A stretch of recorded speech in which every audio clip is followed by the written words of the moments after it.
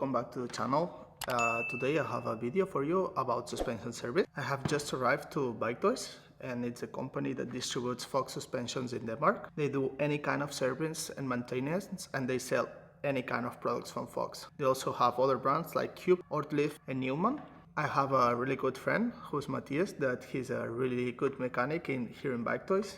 I'm going to ask him if he can give me a helping hand because I'm traveling this Sunday and I have no time to service my suspension, and I really need them because I'm going to do some crazy stuff, which I'll update you more about it, guys, in the next videos. And I think it's crucial that I have a good suspension setup, because if not, my little hands and my weak arms are gonna feel it a lot.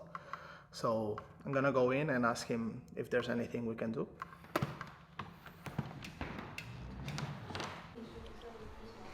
So that's the boss.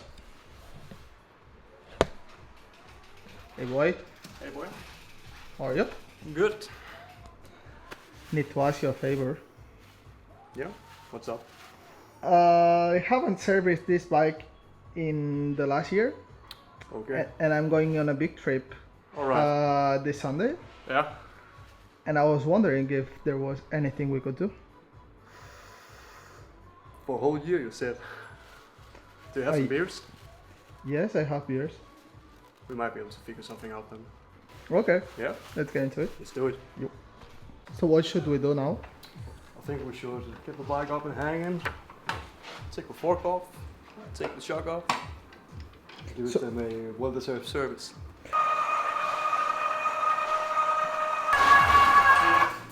Go fair, buddy.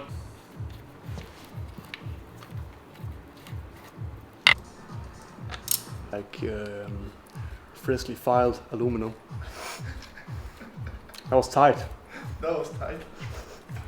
So how does it look visually so far? I mean, visually so far you have pretty big scratch on the outside. Oh yeah. But do you know where it was? no. It was in Lancashire. In Langsø. Langsø. It does stuff to people and bikes. So which is the reason we remove the shock from the frame? I think it's a pretty good idea, so we can get it cleaned up, get all of the dirt and debris off it. So let's see if we can remove the shock without dropping the whole frame on top of itself. But yeah, just like the fork, makes it so much easier to work and clean.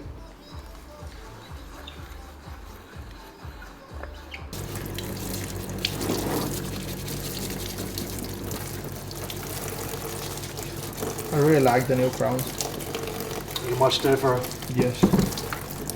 So, what is this water? Because it looks a little... It looks a little funny with the color. Yes. But the thing is that we don't want to use a detergent that is hard on rubbers or hard on our skin. So what this is, we're using something from BioCircle that uses water with bacteria that lives off of the oil that we get off of the forks and the components. So the bacteria degrades all of the oil, makes it easy to clean, easier than just normal soap and water, but it's not so hard on our hands and on the components and equipment, so it doesn't get eaten off. So it's a pretty good, what's it called, pretty good step between soap and water and hard detergents to get it cleaned off.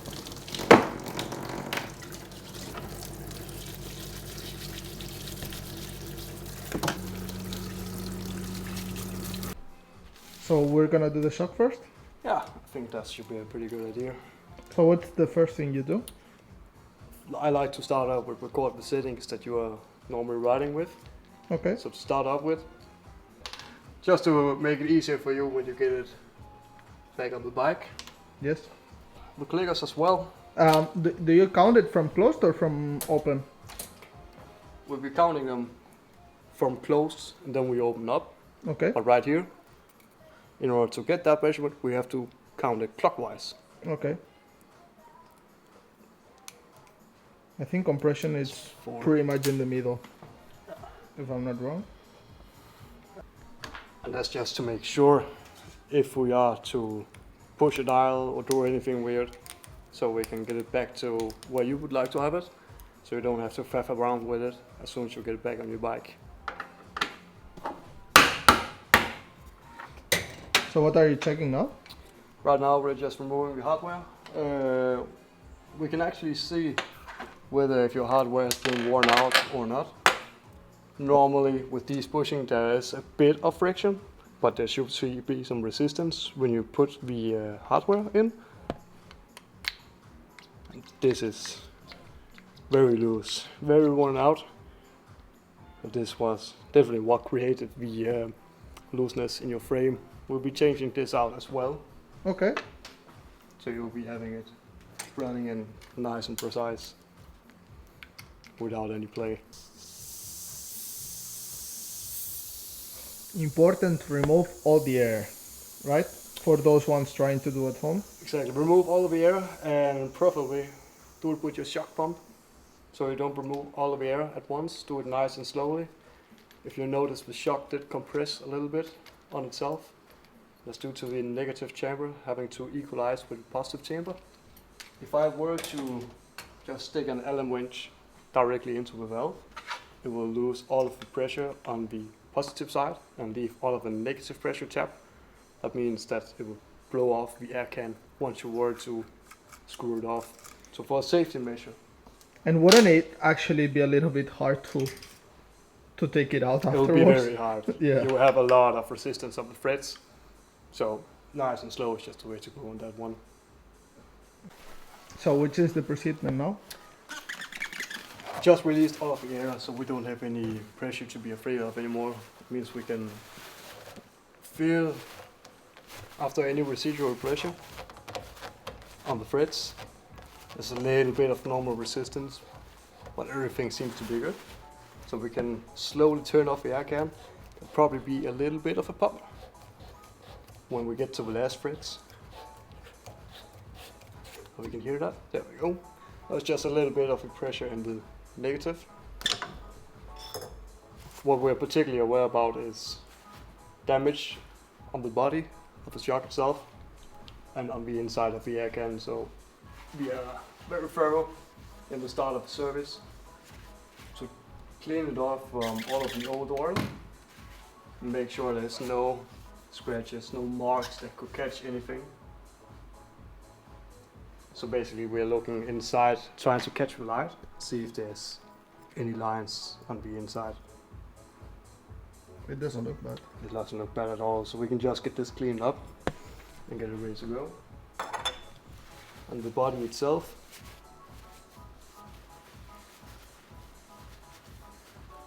seen a little bit of use, but it doesn't seem to have any big scratches or any big dings. So there's no need to replace anything or be worried. We're just being very careful not to scratch any surfaces. So what was that you triced out? Well, we just tossed out some of the air seals, the quad seal and 2 scraper rings. Those are being replaced with the new air kit. So we got a few O-rings in here that'll come in instead. Nice.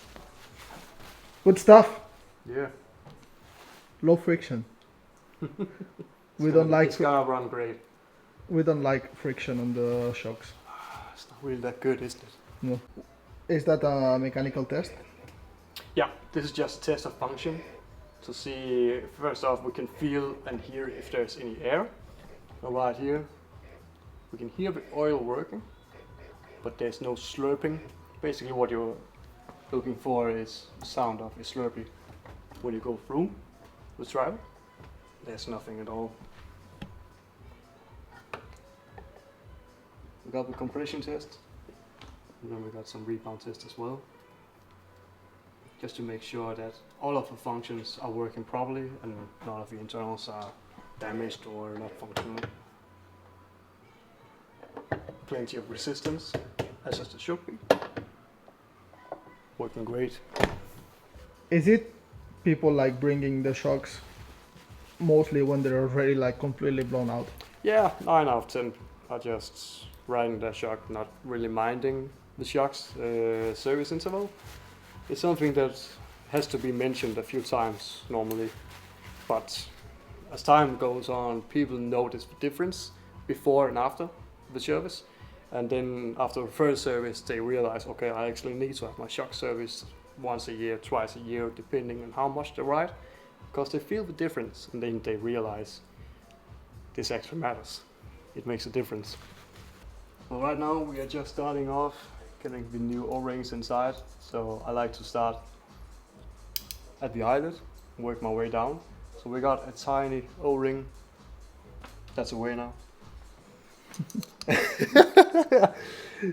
We have to get it sealed in this little channel I got over here, just above the threads. Yeah. But this is basically the one that's keeping the positive chamber sealed from losing air. So what's that fluid? Basically, this is our lubrication. It's float fluid. Normally, when you service shock, it comes in the back in a tiny little packet. We just have it in a bottle because it's easier to use. The reason why we use float fluid is because it is a constant lubrication. What it is that basically floats around in the air chamber, always lubricating, instead of using grease that will only move around with hot. This will always float around, lubricating the seals, and it won't trap itself inside of the pockets. That equalizes the negative and positive air chambers. And how much do you put on it? Normally we have a packet with about 5 milliliters. So the packet is enough to go around the whole shock for one service. So there's 2 milliliters on each side on the air can when it's serviced, and then a little bit on the seals itself. So we'll just be gliding a thin amount around on the seals first. Get it nice and evenly spread out. First on the bearing seals, and then on the air can seals. Get them all nice and lubricated. And we can lube up the inside wall of the air can. As soon as we get the air can clicked on the bearing, we can put the rest of the float fluid inside. So this way it goes in both chambers? Exactly. We want to have float fluid, approximately 2 milliliters, on both the negative and the positive air chamber. So once we got this point, we have to equalize the ports. It helps to lock out the shock if we can. And then we have to push the shock. Yeah, actually you Just can hear it. helps to work with the shock instead of having to push it all the way. Now it's much easier to get it threaded on. So this way I won't have to use my whole weight and try to get the threads to line up. It's just a much easier way to handle the shock. Just get it somewhat cleaned, hand tight. Basically, that's the majority of an air can service. A few seals on the bearing, and a few seals on the air can and in the eyelet itself. And then it's ready to go for another good time until you need a big service. So before we get the shock back on the bike, it's a pretty good idea to fill up the air chamber with a little bit of pressure. And what we want to do is to equalize both the positive and the negative air chamber. So we have a dyno right here, just to mimic the frame, so we can compress the shock. And as we go down the travel, you will actually be able to hear the air go from one side of the shock to the other. Oh yeah. There we go. And that's equalized. So we got air on the positive and on the negative chamber now. It has been a big evolution in the last years on negative chambers getting bigger, right? Oh yeah, definitely. More sensitive, more... It's basically making it easier for the suspension itself to work instead of having it to be way too soft. We got a helping hand to get it into movement. Yeah. Because it kind of sucks it, right? Yeah, it To helps engage the travel of the shock and the fork as well. So it's a great way to not having the shock being way too soft set up and still having support. So new bushings New bushings as well. with the seven. Get rid of that play you had. Do you need any specific tools to install them? Well, the driver itself is a very good tool to have to take out, replace, and reinstall bushings. And I'll definitely recommend, if you are even just doing it a few times on your own bike, it just makes life that much easier to have the right tool. We can see right here, this one went in really easily the last time. It should go in without too much problem, but it shouldn't just slide in and out. So it has to have certain level of friction. Yep. You can see right there. Yeah. It fits, but it's snug. Yeah. So it's like a tight fit. Exactly. Okay. So you probably won't have any more play in your frame. Maybe the frame is the problem. Gonna get rid of that. Ooh. Could be the frame as well. Could be the frame.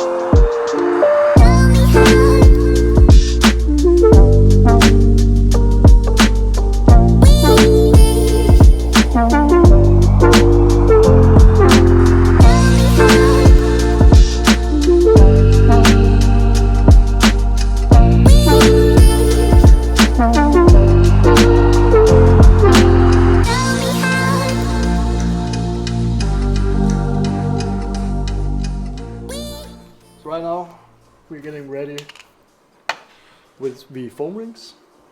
What we want to do is to make it an easy install by stretching them out a little bit so they will seat by themselves. And you'll see that once we get to reinstall the lower legs onto the CSU. This fork specifically requires 5 weight Teflon infused oil on one side and 20 weight gold oil on the other. So we'll be using the white oil for the right leg, one for each foam ring. I'll just let them soak right now so they are ready to get installed. So each leg has a different oil. Yeah, exactly. It's a different viscosity. Yeah, Okay. one is way thinner than the other because this one is very good for the fine details that the damping requires for high and low speed. And this one is very good for lubrication on the lower legs. So while they're soaking, I can take this tire lever, Yes. slowly dig it under and pull up both the old foam ring, as you can see, It's a being a little. little bit black, Yeah. contrary to the new. Yes.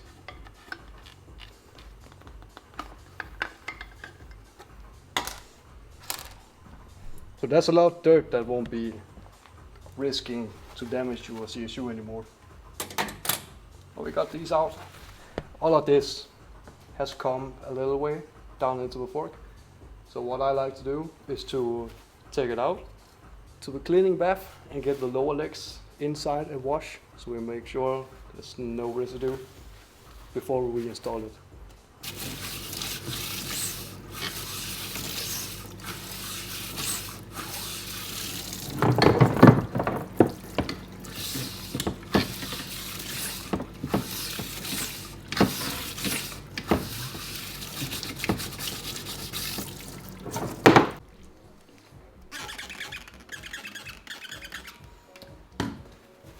We just want to clean out any residue from the washing bath. We'll make sure we got a perfectly clean lower leg for the new seals and new dust wipers. We got a pretty nice surface right there. You can see a little bit of wear from the bushings, as they have a little tiny bit of decoloration. It's nothing that has gone through the Teflon coating. Still nice and smooth. So we'll still be running with these as long as they don't bring any problems. We got the new foam rings. Put the proprietary oil.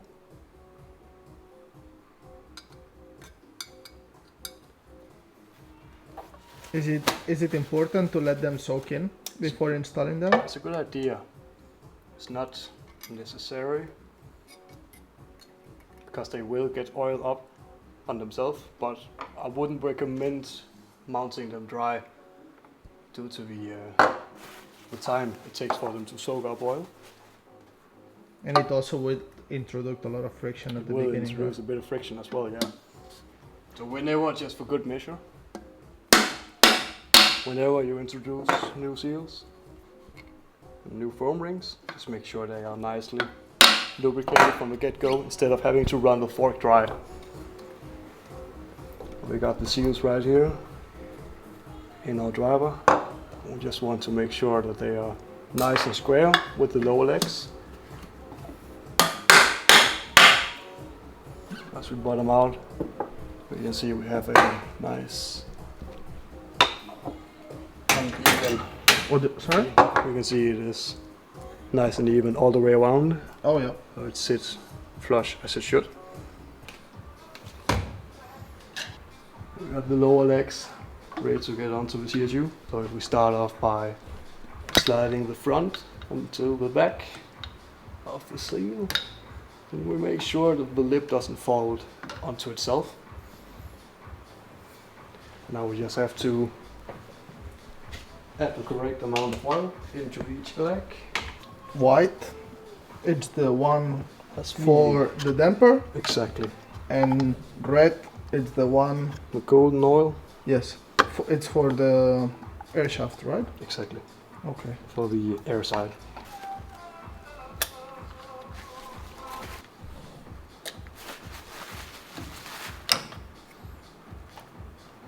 Just get these into place. Make sure the O-rings sealed off. Put some new crush washers on there. So all the seals at the end, what they do is try to keep the dust out, right? And the oil in. Yeah, exactly. Yeah. Just make sure everything sits where it should.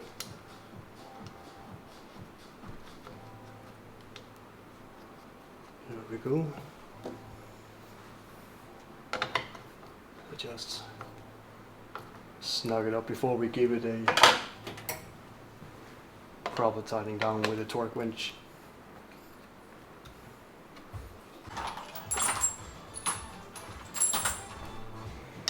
Let's get the bottom nuts torqued up. How much is it? 9 Newton meters on one. Okay, that's fairly That's steep. for the dampening side, that's 9 Newton meters. Because it has a relatively big nut. The hairspring side has a smaller nut. It's not strong, so it only 3.5? gets 5.6 Newton meters. 5.6. Yeah, that's not so much, but snug. When those are tightened up, we can put on the rebound adjusters again. Make sure they sit nice and snug as well. Don't have too much play. We want them to be relatively easy to turn. There we go. Now we can put some air in the fork, equalize it once, then put it up to the correct pressure. I like to start off with just putting it around 50 psi and then equalize both chambers. Because if I put it up to 105 psi at once, It will won't be a equal, lot of pressure I have to overcome. especially off the bike. Oh yeah, exactly. I don't know where the fuck did it go.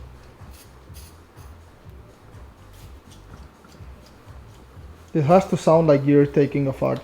It sounds a little bit like a mouse farting in the background.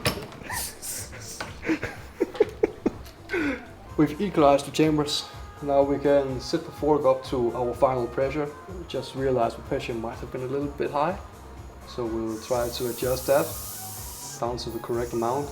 I'm gonna trust you in the settings. I think you know more what you're doing than me. Yeah, we'll take our chance, see if it works good for you. And if it doesn't, then we'll just adjust it accordingly. To start out with, it will probably help a little bit to have the right air pressure. Well, balance is always the first. Exactly. So we'll be trying to get it in the ballpark of where we need the sack to be, and then we'll fine tune the sack as soon as we get it onto your bike.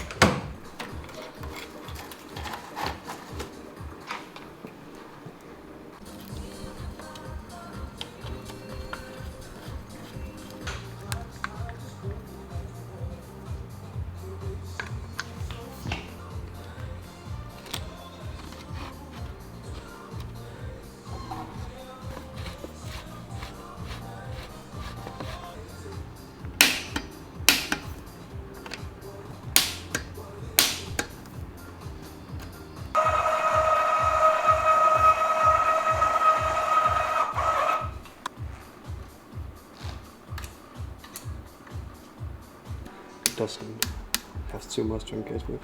Mm-hmm.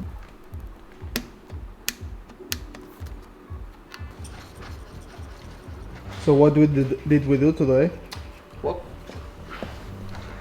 we changed your seals, your wiper seals, and your foam rings in your fork. Gave it a lower leg surface. Just looked all over, checking for any defects, making sure it was running smoothly. And basically we did the same thing with the rear shock.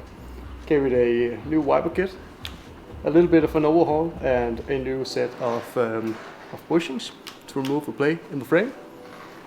It should be feeling a lot better. Just got the little pedals to worry about. Yes, that's going off soon. How often should I do this kind of service? You should, depending on where you ride, you should definitely consider it once a year or once every 125th hour of ride. Or if you feel anything particularly funny about your shock, either the dampening being a little bit soft or out of control, if it starts to being a little popo sticky down long descents, you should definitely consider it. But other than that, if you keep in mind once every year when you take the bike out for the season, you should be good to go. Thank you very much. No problem.